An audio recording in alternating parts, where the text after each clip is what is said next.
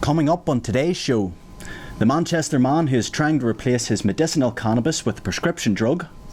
It's that time of year again, a dog is not just for Christmas. And we review the brand new release Dumb and Dumber 2.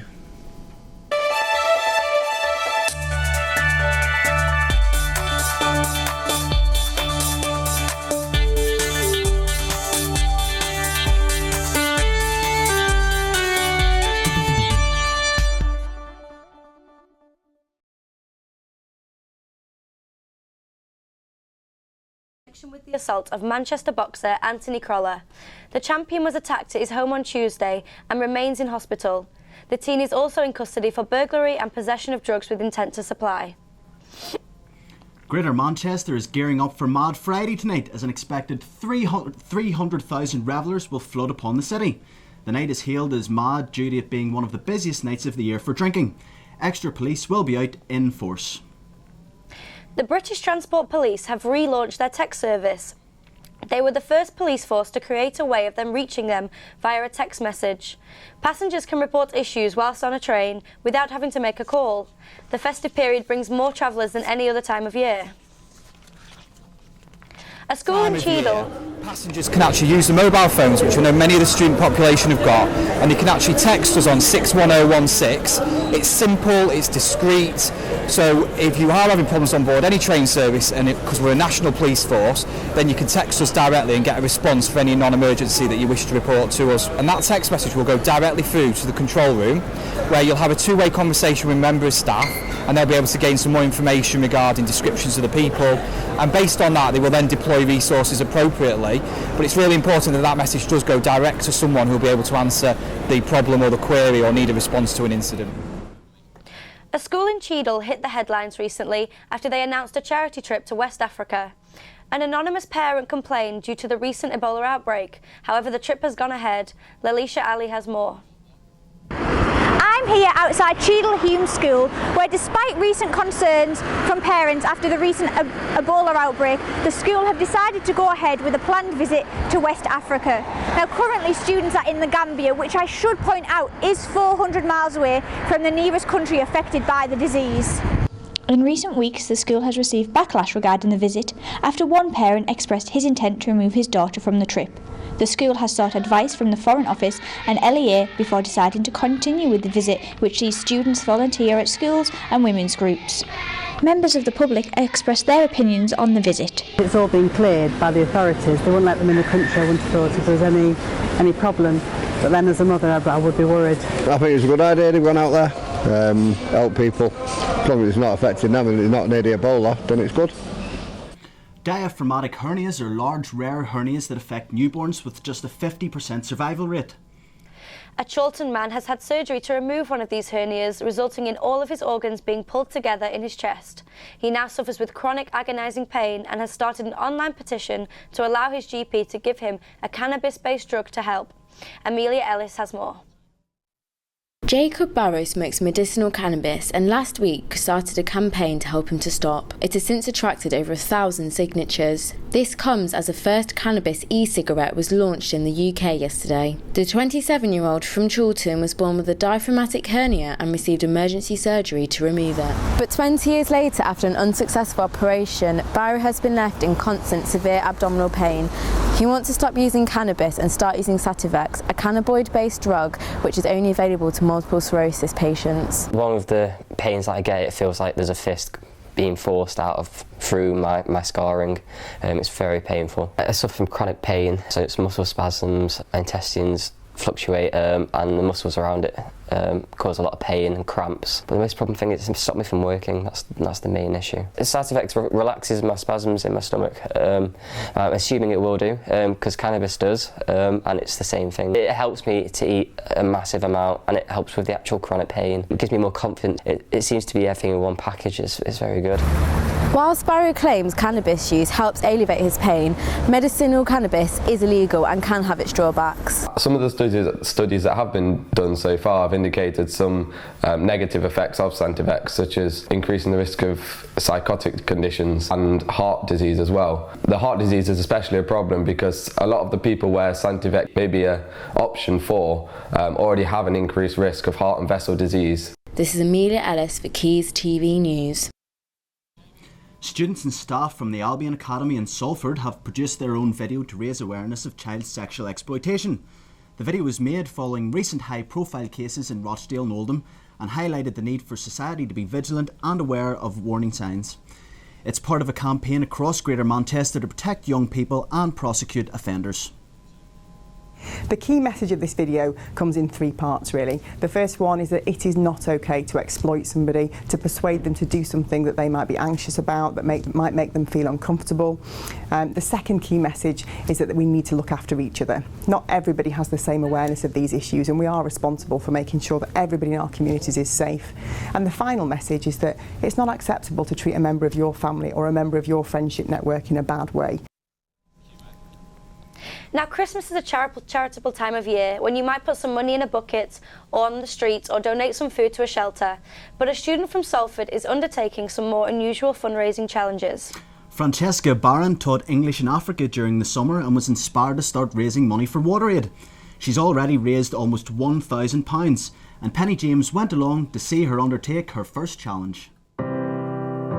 Water will kill a child today. Water thick with animal and human waste. You've seen the adverts. Maybe you've donated.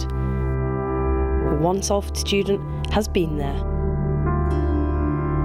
Because I used to see the kids, they used to bring like dirty water and they used to drink out of dirty water, and I would be presented with clean water, and it just didn't feel right. And constantly you see it, like people having to drink, like kids collecting. Like you see it on the adverts, but I actually saw like little kids taking dirty water home. Francesca Barron spent 5 weeks in Tanzania teaching children English. Witnessing conditions there inspired her to raise money for WaterAid by completing 7 challenges. A bungee jump, then a skydive, then an abseil down a building, and then a bike ride from Manchester City Centre to Blackpool. Her first was to get a tattoo designed by a child she taught. I tried to think of things that was different to get more like attention.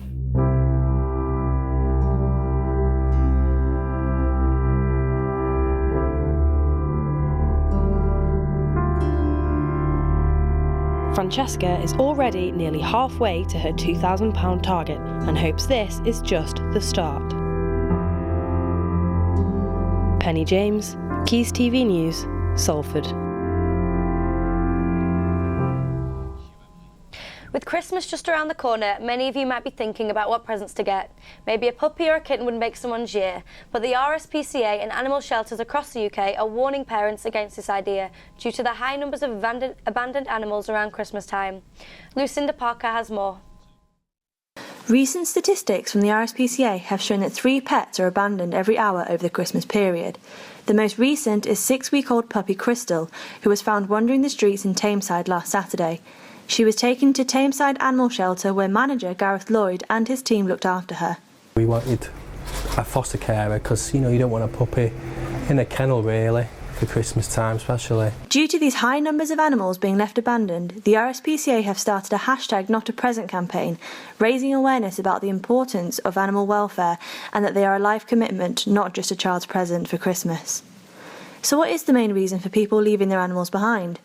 According to Gareth Lloyd, it is due to people moving house and also the novelty about having this new pet wearing off. We're experiencing too many people moving homes, having children and won't have the animals there, or they can't take the dogs or the cats with them.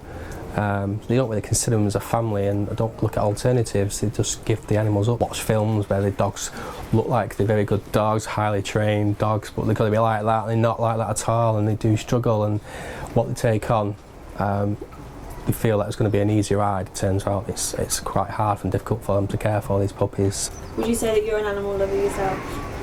That's why I'm in this job. So yeah, there's some dogs that may have been here for a while, and you've worked with that dog and you've got that dog, maybe it's not as bad as it was when it first came in because you've been with it and you've settled in with you and got a bond, and and then you find it home, and that's the most satisfying thing. The message from dog shelters like Tameside is clear. Prepare yourselves for a pet, whether it be a dog, a cat or even a chicken, but don't leave them to fend for themselves, especially around Christmas time. This is Lucinda Parker, Quays TV News. See how cute those wee animals were? I would love to wake up to a dog on Christmas Day. What about a chicken? Would you get a chicken? Maybe not a chicken.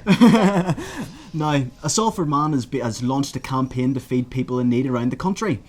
People are being nominated to donate 5 tins to their local food bank to make sure no one goes hungry this Christmas. They then nominate 3 of their friends in the hope that the campaign will go viral. You can see more about this on our website, and that's quaysnews.net. An expensive time of year as it is, and no one should be sat feeling hungry or anything like that.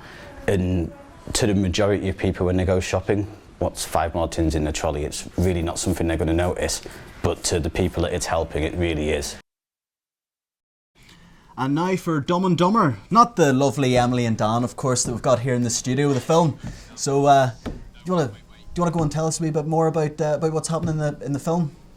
Yeah, well, we've got Dumb and Dumber and Dumbest as well, haven't we? So Dan, do you want to just tell us a bit about, it's a sequel to Dumb and Dumber then, isn't it? So if you want to just tell us, you're fresh from the cinema as well, aren't you? Yes, in the last hour I've just come back from the cinema. I'm wiping away the remaining overpriced popcorn from a jacket, you know. You have the best job ever, I must say, going to the cinema. Not today, I'm afraid. I'm sorry, this is my job to warn you people about this. Dumb and Dumber 2 was not very good at all. Oh dear. Can you just tell us a bit about what actually happens in the film then, without being a bit too biased about it? I'm afraid so. 20 years on from the last film, Lloyd Christmas, played by Jim Carrey, is in a mental institution, yearning from for his failed romance in the last film. So he's got his beard, wild hair and glazed look in his eye. He's visited each day by his friend Jeff Daniels' character, Harry Dunn. Now, it turns out this has actually been a 20-year prank. He's not mad, he's just a bit stupid, really. That was the only amusing bit in the film. I chuckled, and then it's all terribly downhill from there. Oh, it doesn't sound very good then, does it? Would you not say that it's worth the 20 years that we've actually waited for this film to come out? Oh, blimey, Charlie, not at all, no. Oh, dear. Look, you can tell that Jim Carrey and Jeff Daniels are having a ball of a time. They're enjoying it. It's a shame the audience aren't. And you get this, if it was good in the 90s, will it be good now? No, I wore denim dungarees in the 90s. You won't see me any time at going into the Quays studio wearing denim dungarees. Well, let's hope not. But I understand it's developed a cult following, but I think they should leave it alone. I fear for the safety of Bill and Ted, which they're after releasing the 3rd film of that, which was a big late 80s, 90s film. Oh dear. So would you say it's that bad that it's actually been banned? Well, I wouldn't ban it personally. I'd rather the interview go out than Dumb and Dumber 2.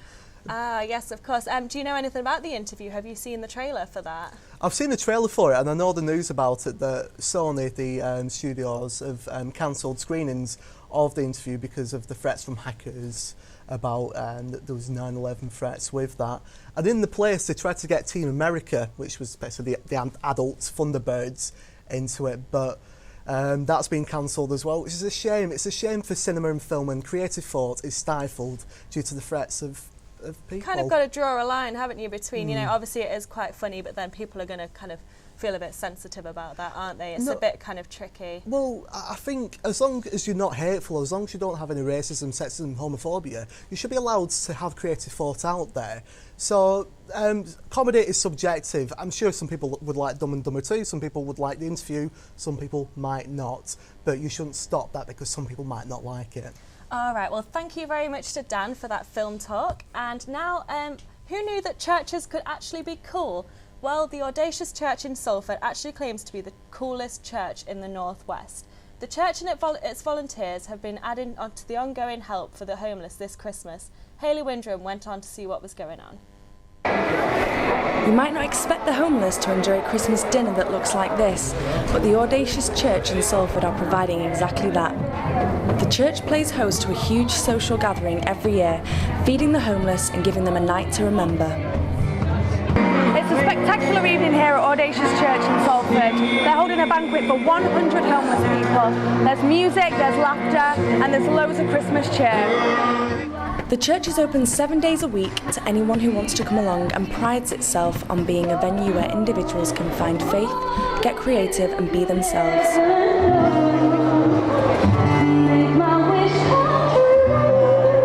Many members of the church have been homeless and have since regained their lives back in society via facilities provided by Audacious. Well, I was unemployed. I used to use it a lot because of the financial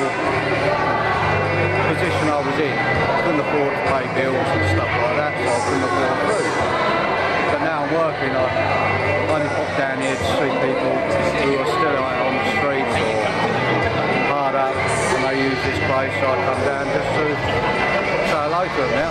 It's not about how much money you have in the bank, what family you were born into. Jesus Christ, not just a baby born in a manger.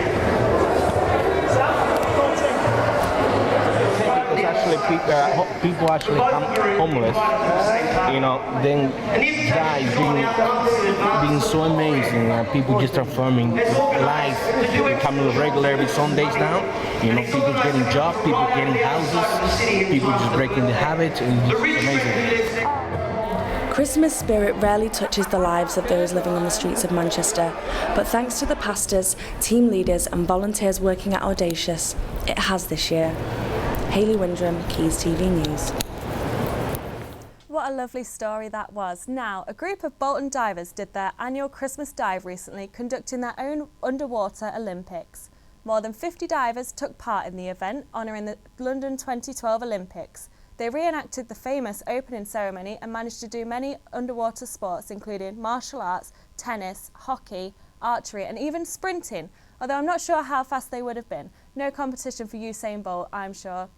What about you two guys? Do you think that you'd be fast running underwater or doing any other sport? Well, I don't know. Have you seen outside there today? It's lashing down like, and I'll be doing a mad dash to the pub myself, you know. So, what do you reckon, Emily? I'll be there. Could you hack that there? Oh, you can be at the pub, you mean? Yeah, I'll be at the pub. Definitely. Over 200 Year 8 pupils in Walkden were given a cricket session by professionals on Wednesday as part of an initiative from the Lancashire County Cricket Club Foundation. The project has the aim of inspiring communities through cricket. Callum Lambert reports. Lancashire County Cricket Club teamed up with the Sporting Foundations for Life to deliver a cricket session at Walkden High School. Organiser Howard Shaw believes the community work that the club does is vital towards increasing participation in cricket. Well, yeah, I see it's very important. Obviously, with me working for the foundation, the idea of the foundation is to inspire communities to do cricket. So it's using the power of cricket to get young people, specifically for my project, taking part in cricket and in sport in general. And I think it's very important for us to be doing that as a club, because it's something that the professional game can give back to communities to show that whilst people might not be able to play at the top level in a professional sport, they should still be inspired through cricket to want to achieve the best. Lancashire's new cricket director Ashley Giles hailed the importance of the event as he looks to stabilise the club after 2 relegations and a promotion in 3 years. I think we've certainly got to look to be more consistent. That sort of yo-yo, almost like boing boing baggies, is not great for any club, particularly a club this big. So I think in anything we do, we've got to be thinking about longer term and guys being here for a while and building, as I say, something successful. Not the danger you always slip into when you go down is trying to have a quick fix to get guys in next year who can purely win us next year, and then you fall apart again. We've got to be building long term. Last year's Player of the Year Tom Smith is fully behind the new man in charge, as he believes Giles' experience can only help the team. He's come in with some different ideas. Obviously, he's had a great success at Warwickshire and he's coached England, so he's got a lot of credit behind him, and you can only help but learn off what he's got to know. And so far, he's been really good. Lancashire's bowlers will be hoping that 2 wickets will be a familiar sight next year. This has been Callum Lambert for Quays TV News. Now, it's been fairly horrible outside today, hasn't it, Emily? Yeah, I'm glad we're out inside this nice warm studio because it's definitely Christmas weather now. So what's in store for the weekend? Here's Lucinda with the weather report. It's been a lot colder today than any other days this week, and a very windy one at that, with a mixture of sunshine and showers. There'll be more showers tonight along with clear spells, making it a very chilly night. So if you are heading out for Mad Friday, make sure you do wrap up nice and warm. Looking onto the weekend now, and the wind and showers will continue throughout Saturday and Sunday, with highs of 8 degrees on Saturday and a mild 11 on Sunday. Have a great weekend, guys. It's back to the studio. That's all for today and for 2014. You can catch up on today's stories at our website, that's quaysnews.net, over the festive period. And don't forget to follow us on Twitter, that's @QuaysNews. Thanks for watching. Have a great Christmas from all of us here at Quays News. Goodbye.